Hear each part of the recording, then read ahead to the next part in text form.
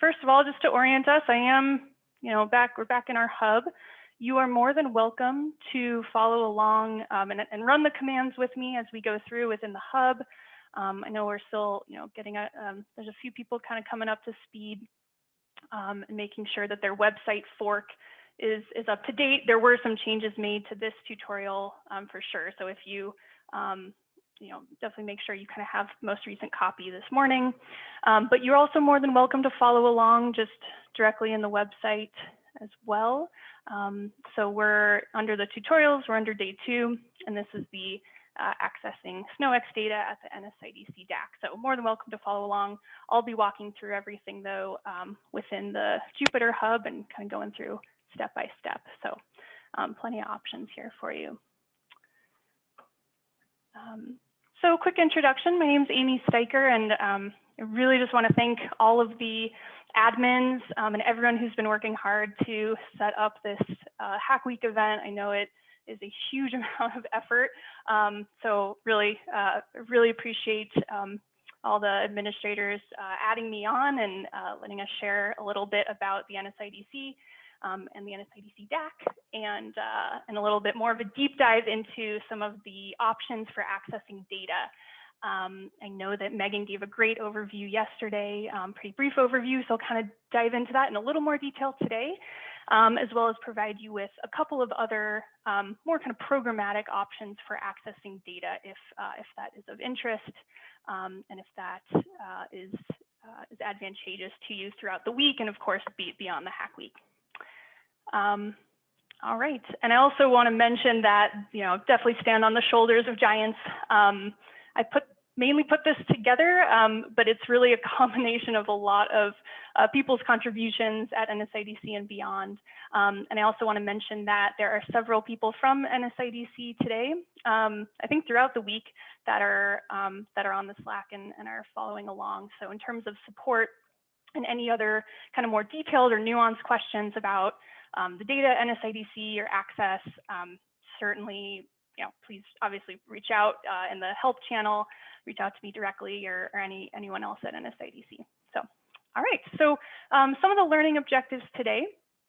So want to give you a broad overview of some of the resources available to help you work with SnowEx data and other data at NSIDC if you are planning to do some kind of coincident data analyses with other data that we provide. We'll do some programmatic kind of search and discovery of data, of a SnowEx data set, looking over a time and an area of interest. And we'll touch a little bit on the EarthData Login authentication steps needed. It's already been, I know Scott put together a great page on kind of the NASA EarthData setup instructions. We'll go into that in a little more detail and just kind of explain what that's all about. And then finally, we'll do some downloading and grab some data programmatically. And I'll go through a different option than what, again, Megan provided yesterday. But we'll kind of look at the two and talk a little bit about some of the different options for accessing. All right, so this is mostly just a kind of big overview of all our resources at NSIDC. I'm not going to go into them in too much detail today, but you have these available for you if you want to kind of go back through and take a look at our website. So I'm not going to give, again, a major overview of our website today, but just for a little context and kind of to go through the acronym soup of NSIDC. So we're the National Snow and Ice Data Center located in Boulder, Colorado. And we have over 1,100 data sets. We're really more than, well, I should say, first of all, we're more than kind of a cryospheric archive. Of course, that's our focus, but we have many other data sets that span and apply to, to a lot of other disciplines as well. And within NSIDC, we have our NASA Distributed Active Archive Center. So that's this NSIDC DAC. So within the DAC, so again, we're one of the programs at NSIDC. We have over 2 petabytes of data and growing, which is kind of hard to comprehend, but it's a lot of data. And we're one of these 12 NASA data centers that are all kind of discipline specific across the United States. And also just mention that the NSIDC is a part of the University of Colorado's CERES, or the Cooperative Institute for Research in Environmental Sciences. So a lots of acronyms there, but that's kind of how we're housed. And SnowEx and all the data that we archive and distribute are part of the DAC. And I do want to emphasize the active part. We're more than just a clearinghouse. So, like I mentioned, we have a lot of people today throughout the week that are here for user support. We provide a lot of kind of tools and services to work with the data. So, we are active in here and more than happy to answer questions and help you guys out and produce products and tools that help you all. Couple of selected data resources that I have listed here, and one in particular that I'll just point out that this kind of more basic notebook is modeled after. We do have this is just that first link here, the NSIDC data tutorials. We do have a sort of combined, I'll actually go to the top of this. We have a combined Jupyter Notebook kind of tutorials repo on our NSIDC GitHub. And we did present a snow-related webinar through the NASA EarthData webinar series last year, and actually kind of talked about coincident data search and discovery across multiple data sets, including SnowEx. So this is a little bit more kind of complex, just in terms of grabbing different data sets and grabbing coincident data, and actually doing a little bit more of some of those geospatial operations that David did an excellent job covering. Always a hard act to follow. So please, feel free to take a look at that if you're interested in doing kind of a similar thing and doing more of this programmatic access across multiple data sets. So just wanted to point that out as a resource. And then several other tools and services. Again, I'm not going to cover in detail right now. I also wanted to mention Snow Today. So I can take a look at that real quick. So this is in collaboration with CU's Instar. And this is a fairly new sort of blog style posting that comes out roughly monthly and just gives some really nice insights into the conditions around the Western United States, and kind of links to and kind of does a deep dive into the relevant, mainly remote sensing data that are provided at NSIDC and elsewhere. So I just wanted to kind of plug this. It's a really awesome resource if you haven't taken a look at it yet. All right, and then I have a couple other relevant Snow products that you may be interested in that we provide. And I also wanted to just maybe start at the top with the SnowEx link. And this kind of brings you to just our main kind of overview page with at the NSIDC site with SnowEx data. So from here, give a little overview of SnowEx. You can take a look at the data sets that we provide, and we've separated those into both the data sets from the 2017 campaign as well as the 2020 campaign. So you can just kind of get an overview here of the spatial coverage and the main science parameters of interest and other campaign resources and data announcements. So that's kind of a good one-stop shop if you just want to start at SnowEx. All right, so now let's actually get into the code itself. So we're going to go ahead and do our kind of normal first step of importing the packages that we need. I'll try to touch on these as we go, give an overview of kind of what we're using today. So we have our packages imported. And now let's move into data discovery. So I'm going to identify an area of interest and explore coincident data over the same time and area. Oh, I also meant to caveat this. I made just a couple of super small tweaks as I went through this morning after what's been posted to the website. So if you're seeing just slight differences in text, with what I'm showing today, that's why. I'll make sure to push up those changes later today, but it shouldn't change anything as far as the code is concerned. But if you're kind of going back and forth and see just a couple of small updates, that's why. So apologize for any confusion there.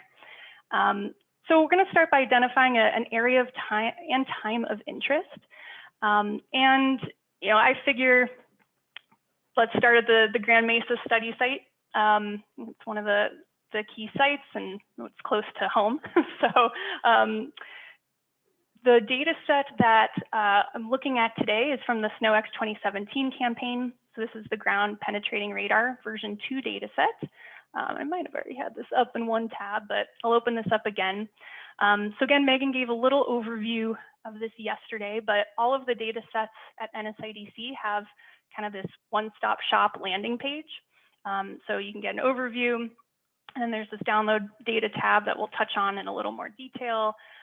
We have a user guide that also gives, really nice comprehensive overview of the data set in terms of, the file structure, the parameters that are contained, and a lot of other info, spatial information and background related to data acquisition and processing. So you can go ahead and download that. Definitely encourage you to take a closer look at these, as well as a couple other, sometimes you have tech references and then some support articles as well. So within the download data tab, this is I'm kind of picking a fairly smaller data set here with only 3 files that exist. And of course, these are all over the Grand Mesa study site. And you can see that just with our map that kind of provides the spatial coverage boundary that's provided here. So, in this case, you're probably not going to need to do any sort of special temporal or spatial filtering, but that is available to you. You can do that within the website here. You can also search by file name. So if you kind of just wanted week 1, or there was a kind of more programmatic file naming structure where you just wanted to search on a specific, part of that file, you can do that as well here. And then at the bottom, you can go ahead and click this download script. So that's pretty simple. That'll give you that Python script that Megan went over. We'll touch on that in a little more detail in a minute. Something that's kind of, I think can be super helpful is if you want to draw an area of interest. So let's say you're in a kind of a more complex or a global coverage data set, and you only want a certain area. You can use this drawing tool and can draw an area. I mean, I'm just going to kind of copy that study site, and it'll do a spatial filter. So we didn't filter anything, of course. We still have our 3 files here, but you can export that polygon, and you'll just get a Geojson that David just described, a geospatial file, and you can utilize that for any other analyses. And so we're actually going to use that here. And what I did in the folder, so I'm sorry I didn't navigate to this earlier, but we're in our, our website repo under tutorials. We're in our NSIDC Access folder. So we have the Jupyter notebook here, but I also have under data, I have this JSON. So I took this directly from what I just showed here that has that outline of the Grand Mesa study site. So in the next step, we're going to read in that Geojson. So again, this is really perfect that I'm following from David's great tutorial. So I don't have to go into a ton of detail here, but just to reinforce a couple of points, and basically just defining a path to that geospatial file. A shape file, any other vector-based spatial data format can be substituted here. So GeoPandas is great. In that sense, it can read a lot of different formats. And basically, I'll go ahead and run this. I'm just reading this in using the read file GeoPandas command here, creating a geodata frame. And then I'm just doing a couple things to make sure that the orientation of those polygon values, those points, are in the right order to pass to our kind of programmatic search database behind the scenes. So that's all we're doing here. There's a simplifying step that I'm doing, not necessary for just 4 points, but if you have a really complex object and want to do this kind of programmatic search, then I definitely recommend using the simplify option here to make things easier so that once we programmatically search, we're not going to run into any errors. So basically just creating that polygon into a dictionary, and we can just read what those bounds are and get my little polygon. So that's what we're going to use to search against. Another thing you can do is you can specify a bounding box region. So I figure, especially with all the kind of GIS type of applications we'll be working on this week, you probably have a region of interest and you want something a little more complex. But if you're just looking, or it's easy enough, and a bounding box is sufficient for you, you can do that as well. So I commented these lines out that are actually just taking the bounds from that polygon object that we created up here and turning that into just a simple west, south, east, north bounding box format. So that's also the format that we'll need to do our searching. So that's commented out, just another option for you that you can utilize for your search. And also I'll close this up so you can see this a little better here. We can also set a time range. And I should say, this is optional, but a search, spatial search is also optional. So this is really just to help you hone in on an area and time of interest if that's needed for you. And again, this isn't actually going to filter anything. I'm just saying, hey, I want everything over 2017. I want to make sure I have every data file covered here. So I'm just going from the first to the last day of the year for my temporal range. And now we're kind of setting up a parameter dictionary that we're using to search against. So this is really simple in terms of the number of parameters that we're adding for our search criteria. We're really just kind of asking our database to say, hey, here's the data set I'm interested in and the version, and then the polygon that we just entered above and set above, and the temporal range. So this short name, the SNEX 17 GPR. These are what's called dataset short names. They're kind of these shorthand IDs, and they are available at the top of every dataset landing page. So you'll see that kind of in gray at the very top. So if you're looking for that short name, that's where you'll find it. So just go ahead and kind of set that dictionary. And now we are going to programmatically search against this database that I keep mentioning. So this is called the Common Metadata Repository. All of NASA EarthData is sort of powered by it. So it's a huge database, if you can imagine, with every NASA EarthData data set. File level metadata is available. And you can search, again, based on many, many different things. So this is a function that I've created. I don't know if I've gone into too much detail here in terms of functions, but really this is just sort of a way to kind of contain code that if you were to do kind of a more complex script or coding, you can kind of set these sort of containerized, if you will, operations into a function that we've defined here as search granules. And then we can execute that. So in this case, what we need to input is our search parameters dictionary, and then it goes ahead and searches programmatically to give you all of the outputs that you're interested in. So that's what we're going to do here. So basically, again, it's searching, and it's doing exactly what our website's doing actually behind the scenes. So we kind of did some filtering, and it's coming up with 3 files. So we're just kind of doing that in Python, essentially.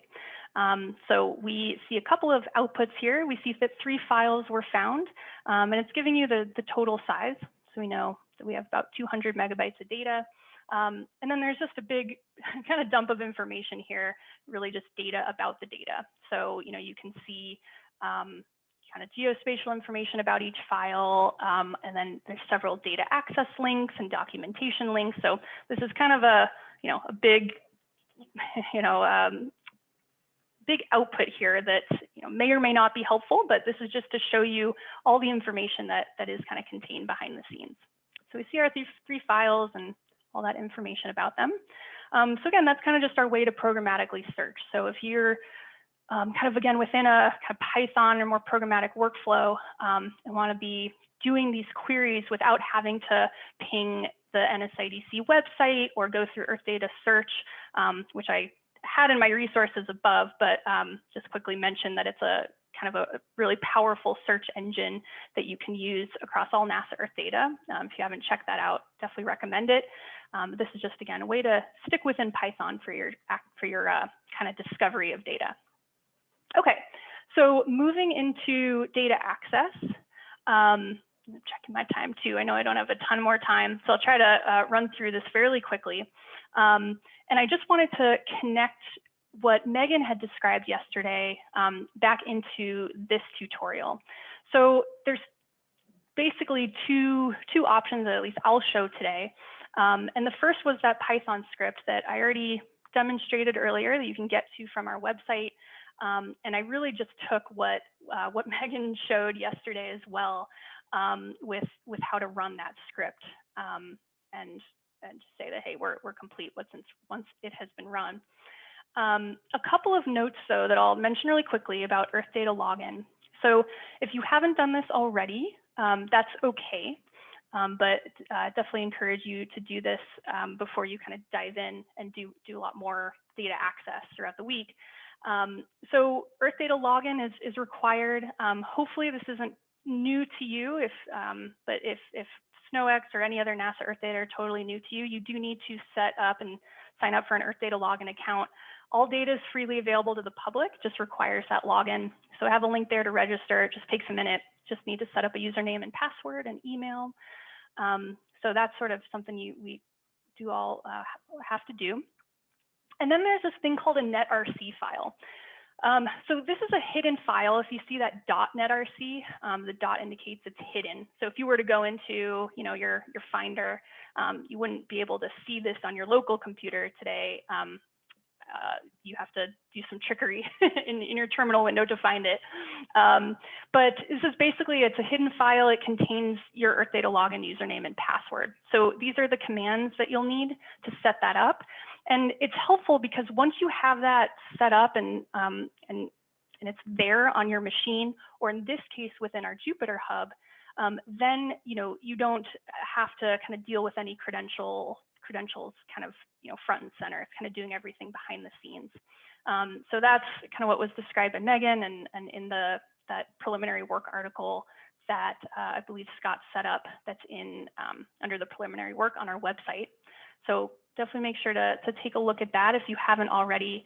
And let's go ahead and run the script. Now, if you haven't set up your Netrc yet, it should still prompt you for an EarthData Login username and password. So it should be looking for that Netrc on your hub. So in my case, I already did that step.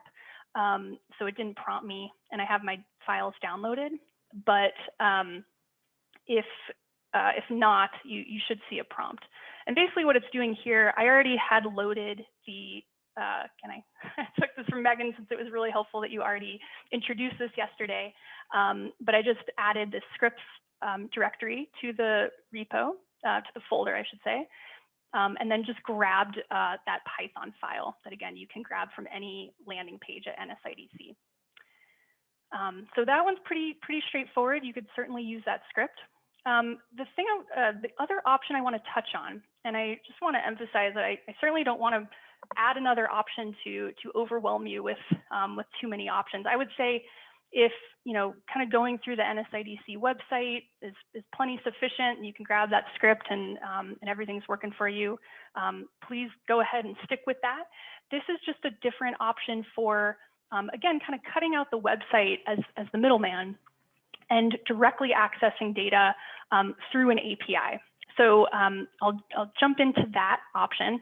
David already gave a nice overview of what an API is. Hopefully that continues to run here. So API stands for Application Programming Interface. And yeah, essentially it's, you're basically pinging an endpoint. And in this case, we're kind of working with, a data provider. So in this case, we're querying that database that we did above, and then also working with NSIDC on the back end to give us the data programmatically.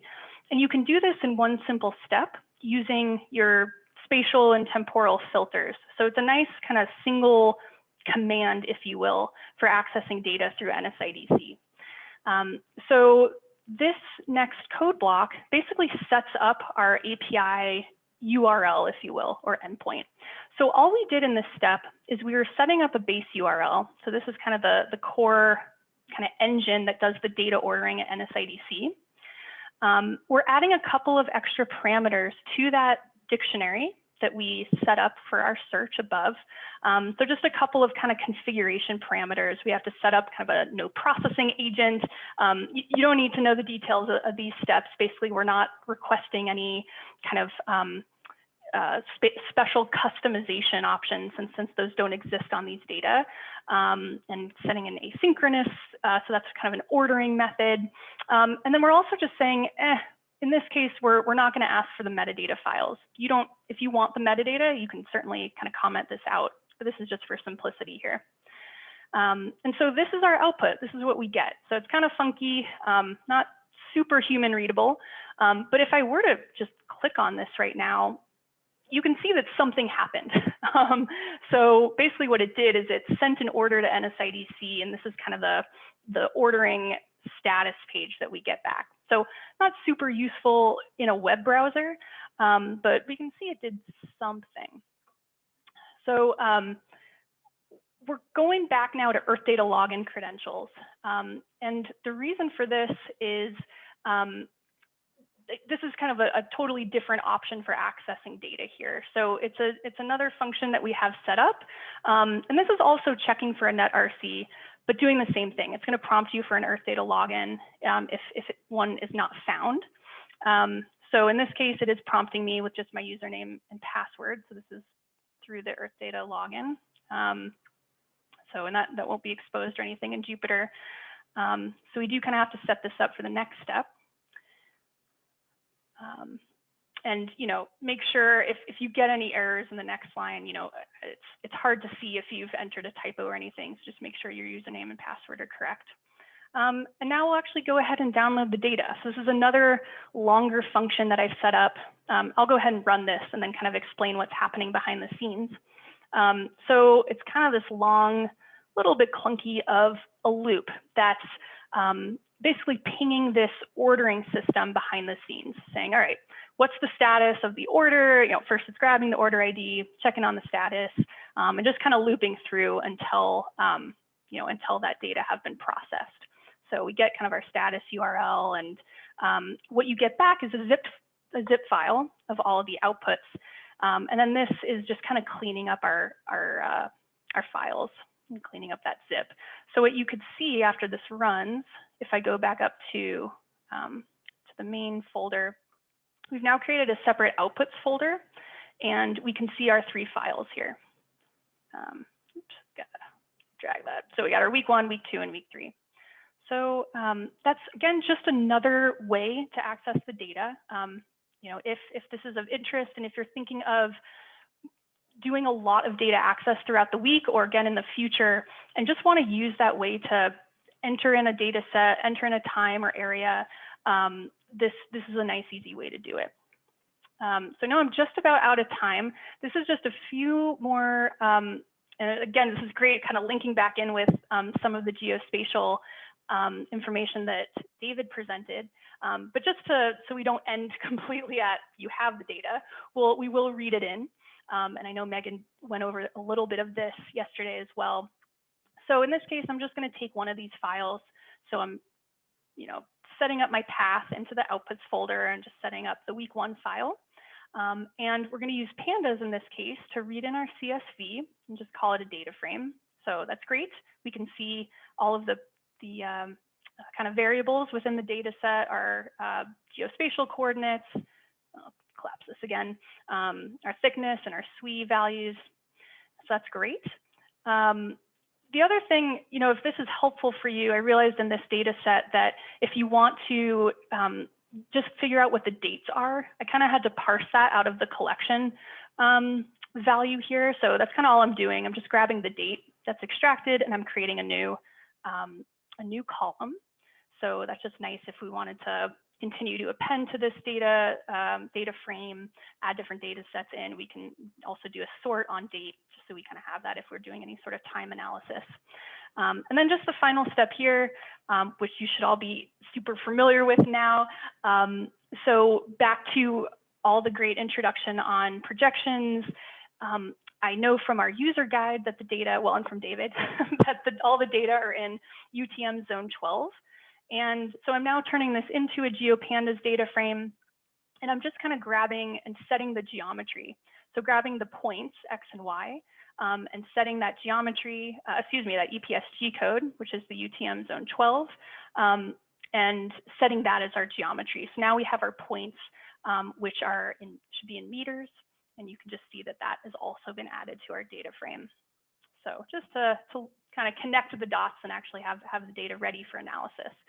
The final thing I'll just mention here, just since the original tutorial, again, that went into a little more detail on looking at airborne space observatory data and MODIS data, doing a little more complex GIS analysis. I do want to mention NASA Worldview, which is a really, really great interactive mapping application, and it provides imagery through this global imagery browse service to a lot of different layers through NASA EarthData. So MODIS Snow products and several of our NASA DAC data products have this imagery through Worldview.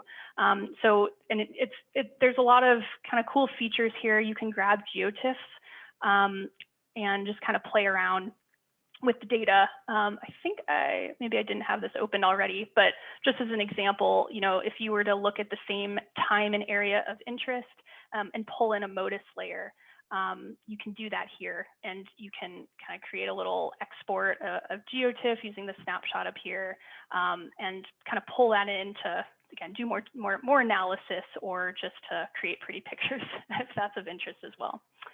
So I think that is about time. And I'll just mention one more thing really quickly that I forgot to mention. This programmatic access step is a little bit simplistic. Most SnowEx data sets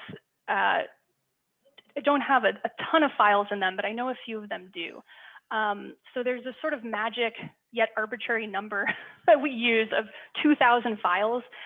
If your request has more than that, you're going to have to do something additional as far as looping. It's only going to grab the first 2,000. So I just kind of wanted to caveat that. I'm happy to work with anyone offline.